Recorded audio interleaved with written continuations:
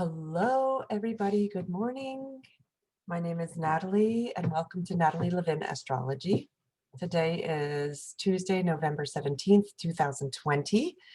And if you are interested in looking at how the planets are affecting your chart personally, I invite you to reach out to me and we can set up a time to work together. I am loving working with you all. It is such an honor and a privilege, and I am finding it so beautiful. So I look forward to working with you if you're interested. Today we have a very explosive energy happening. Uranus is directly opposing Mercury. Mercury is in Scorpio for all of us, and Mercury in Scorpio is the way our minds work and the way we communicate. Mercury doesn't particularly like being in Scorpio because Mercury wants to move around and fly. The way we communicate wants to have a lot of words and move and go. However, when he's in Scorpio, which is fixed water, picture Mercury trying to move through ice, or picture your words trying to be heard through a waterfall, which is the relentless pouring of water. It's very hard for that to happen. And at the same time, Uranus, which is shocks and surprises and earthquakes and electrical explosions in Taurus, is exploding. It's almost like, oh my God, think of my mind is blown. My mind's blown. That kind of energy might be coming up for you right now. It's really literal. And at the same time, we have Venus is in an interesting, challenging conversation with the energy of Pluto, which is death and transformation, Venus, and also Saturn.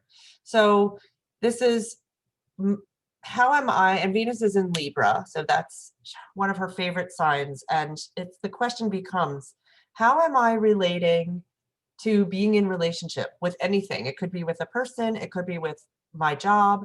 What is it like for me to be in relationship with where I'm living? Is it working for me? Venus squares Saturn. Saturn is structure. Do I want to change the structure of where I'm living?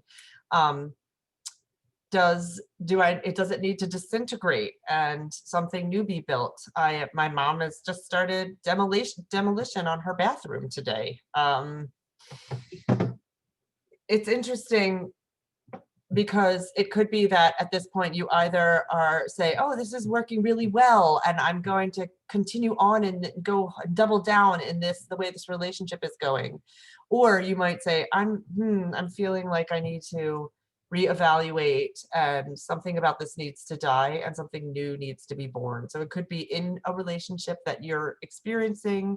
It could be your relationship with yourself. Like, do I want to get to know me better? Do I want to do some inner work? What would that look like for me? Please do keep in mind that we always have right now the energy of Neptune in Pisces squaring the collective nodes. So it's how are we out in the world, in the public?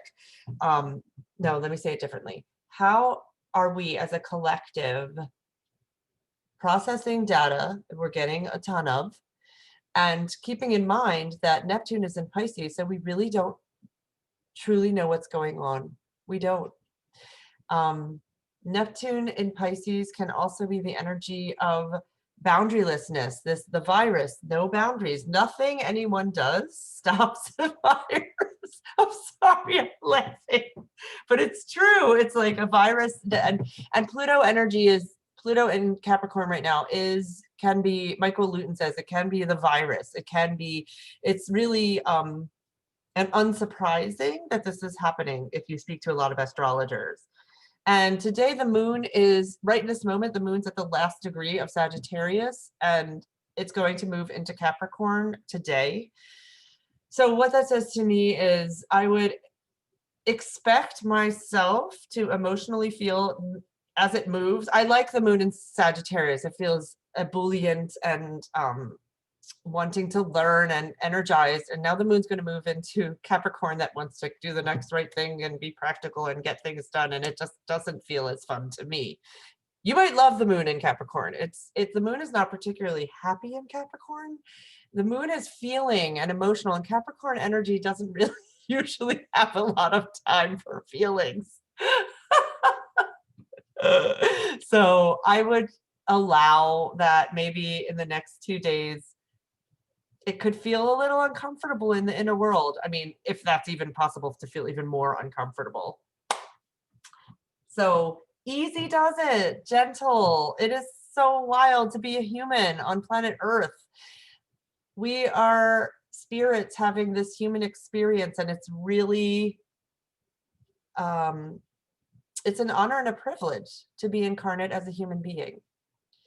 It's rare. And I'm so glad you're here with me. Thank you so much for choosing to incarnate with me. I'm with you. I love you. And I'm sending you so many good thoughts and prayers. Okay, bye bye.